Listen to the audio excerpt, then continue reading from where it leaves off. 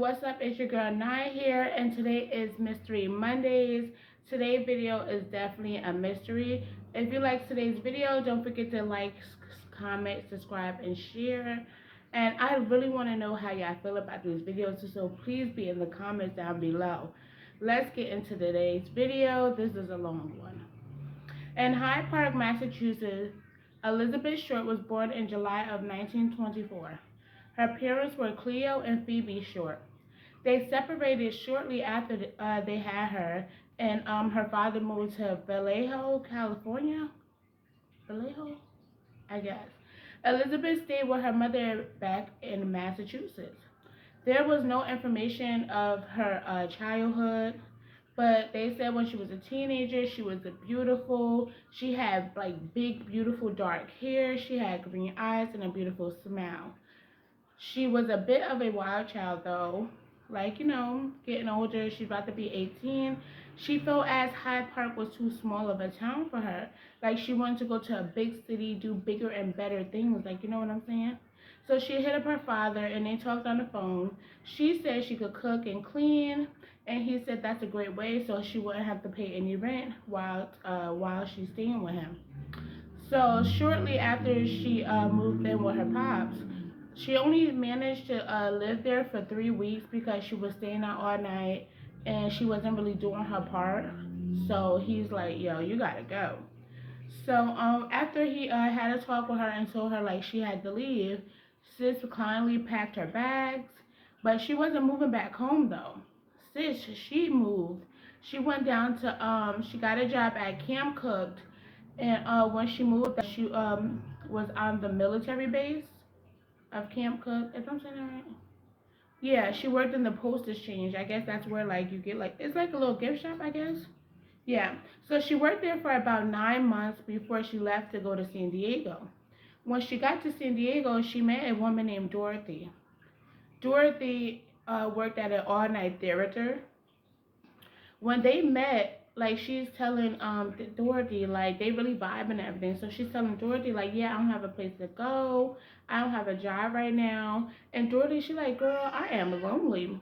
So like Dorothy like, you could stay at my place, but she only stays at Dorothy. Sorry guys. She only managed to stay at Dorothy's place for a month, from December 1946 to January 1947. Yeah. Elizabeth said she had met a man named Red and he would be picking her up tonight. So when Red arrived, Elizabeth and Dorothy, like, they said they goodbyes. Dorothy, like, good luck, girl. On your journey. And, like, Elizabeth got in the car and Red drove off in a Studebaker. Is it Studebaker? In a Studebaker coupe. Yeah, so they drove on. January 15, 1947 comes, and there was a 911 call placed that morning notifying Los Angeles authorities that there is a dead body. When police arrive on scene, there is a naked dead body laying on his back. On somebody's lawn, like right in the middle of the suburbs. So the body was lying on his back, steps away from the sidewalk. Yeah. Anyway, the body was cut in half. It took them a while to identify the body, so they called her a Jane Doe because she didn't have a wallet or anything in the situation. Yeah. So the body was cut in half. Yeah, did I say that? Yes. But we know who the body is. It's Elizabeth's body. She was cut in half, and literally, like, her lower half was found next to the top half. Like, it's pictures, but tread lightly. They are disturbing. The murderer also cut off her right breast, and only her big toes were painted. But maybe she did it, because I'm like, if you know, you know. Like, you know what I mean? But, I don't know. She could have did it, or the sicko could have. We don't know. Also, she had deep cuts going across her forehead, crisscross cuts in her pubic area. Yeah. And last but not least, the killer cut a tic-tac-toe right into her hip. Like, I guess he got bored after a while. Oh, and I almost forgot. She was cut 3 inches from each side. Like she had the Joker's mouth. Like each side of her mouth. Yeah. Elizabeth was strangled. Like out of all this, she was strangled. Oh my God. She had markings around her neck and also around her arms and feet. That means she was tied up. There was no blood anywhere at the crime scene. Like the body didn't have any blood in it. It wasn't no blood on the scene. There wasn't no pool of blood.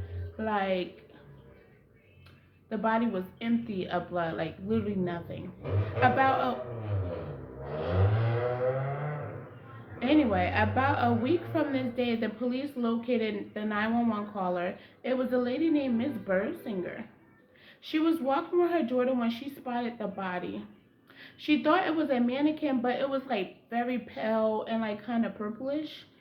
So like she went to the nearest house and she was asking to use their telephone, and like that was it. That didn't lead nowhere. Like that literally was it. But when the body was finally identified, the body was Elizabeth Short. It belongs to her.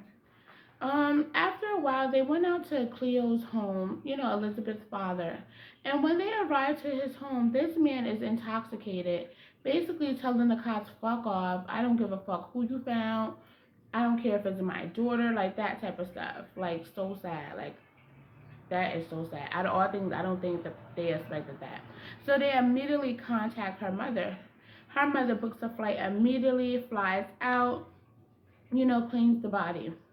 The police then contacts Dorothy. Remember Dorothy, the girl she was living with for a month? She tells them, like, yeah, she was living with me for a month and left with a man named Red that morning. Investigators are now able to find Red and, like, his real name and his car. They searched all the motels in the San Diego area, and when they checked the guest list at this one particular motel in Pacifico Beach, I hope I'm saying all this stuff right, in Pacifico Beach, they had records showing a guest who checked in the motel on December 19th, driving a 1939 Studebaker coupe. The guest was Robert Manley. They looked him up, and he is a sales engineer that lived in South Beach, and he is married. They also found out 2 days after the murder, like this is so crazy, like it keeps going, I'm telling y'all. They also found out 2 days after the murder, he was in San Francisco with a guy. Did I say after or before?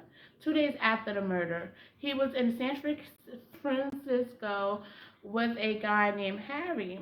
They located where he lived, Robert. Like they located his house, and I guess he wasn't home. So they went to go out to Harry's house, and the guys wasn't home either. So they're searching around the property, and they find Robert's car. So now the police are sure, like, these are the people we are looking for. So they, like, just stake out Harry's house, and, like, 2 days go by, and they pull up. The police take Robert into custody, and he passes the polygraph test. Yep. So he is free, and the police were stopped. When the police finally released information on the case to the media, the media gave Elizabeth the name Black Dahlia because of her full dark hair, her beautiful green eyes, and her beautiful smile. And also, she kept a flower in her head. Like, she was just that. I'm going to search for pictures. Okay. A month go by, and the police have nothing but a bunch of suspects. Like, people must was bored at this time. A bunch of suspects claiming they killed her, but there was no evidence to really pinpoint anything. Yeah. The police department was receiving personal items of Elizabeth in the mail. One of the items was her address book with pages ripped out. They knew this was her killer. Investigators believed the killer information was on them pages. By February 15, 1947, the police made 2 arrests One was for Robert, aka Red, and a man named Dan. They had to again let Robert go because he had an alibi or something. Like, just leave Robert alone at this point. But Dan later confessed that he was mentally ill at the time. So investigators they let him go too. So investigators are back at square one until this Hollywood doctor named George Cordell pops up. Friends of George realizes that the girl on the news was dating George, like on the low. Anyway, one of his friends tipped the police and let them know like what was going on. Like supposedly George threw shady parties, and Elizabeth was always spotted at his house. George had a strange history. Like literally, you could do a whole video. Maybe I would. I don't know on George himself. Like he should have been in jail. He sexually abused his 14-year-old daughter. She ended up pregnant, and he tried to perform an abortion on her, and it failed. So they ended up giving the baby up for adoption. This was taken to trial, but it was later on acquitted. Yeah. Anyway, investigators are like, this has to be our guy, but how are we going to get him? Like, they then bugged his home. When they bugged his home on February 18, 1950, yes, 1950, George is on the phone, but then they hear a woman scream twice around 8:30, but they said they heard woman voices around 6:30 p.m., but they didn't hear nothing after that until she let out the two screams that they heard. When police arrived on scene, there is nothing, no woman, no nothing, like when police leave, George makes another phone call, like saying something about putting a pillow over her face. A little time goes by and he's still on the phone, yada yada. And then he said, like, what if I did kill the Black Dahlia? They don't have any evidence against me. They can't contact my secretary anymore because she is dead. His secretary had just died from an overdose. George, you're looking a little suspicious. Shout out to my girl Bailey. Check out her channel. It's Bailey Syrian on YouTube. It was said that George was paying off law enforcement. Around April of 1950, investigators had enough evidence to charge George for the murder of Elizabeth. And investigators are too late. George had left and fled the freaking United States. George's son Steve later stated that his father comes in and out of the country on the low, and he is said to believe that when he do come back, he's killing people and leaving, or whatever else he's doing, apparently. Um, Steve believed that his father is a serial killer. In 2013, the soil, I can't talk, it wouldn't be a video without me stuttering. In 2013, the soil around George's house was tested positive for human remains. But that's it. That's it. Like, they left it alone. He wasn't around. Like, he's out the country. Like, it's nothing we could do. But that's it. Like, Steve later wrote a book about it. But people quickly denied his claims because they said he could have just really hated his dad or had like some type of vendetta against his father. But what about the dirt testing positive? Like, we're just gonna throw that out the window? Anyway, the case went cold. 27 people confessed to this murder. On November 24th of 1950, this woman named Christine confessed to the murder of the Black Dahlia. But her story was different. She stated that she was a bit of a Marilyn Monroe in the Hollywood scene, and she met Elizabeth at a bar in the Hollywood 3 years ago, and she knew Elizabeth as Libby. Elizabeth was living with her, and they had like a little love affair going on. She said Elizabeth was cheating on her with another woman 4 nights before the murder. Christine also said she was drunk and irritated that Elizabeth didn't come home and she had gone out to look for her. She found her at a bar with another woman named Louise. Got mad and they started arguing and they left. When they left, Christine said she was driving and Elizabeth was she reached over and choked her and Elizabeth was fighting her off. Then also Elizabeth Jen jumped out the car and when she pulls over, she puts Elizabeth in a chokehold and pulls out a knife and stabs her. But the investigators aren't taking this story serious because she said Elizabeth was left there. But remember, there wasn't any blood at the scene. I don't know. She also had an important detail that wasn't released to the media. This is disturbing, so turn down the volume and look at the subtitles for this one. Like, really.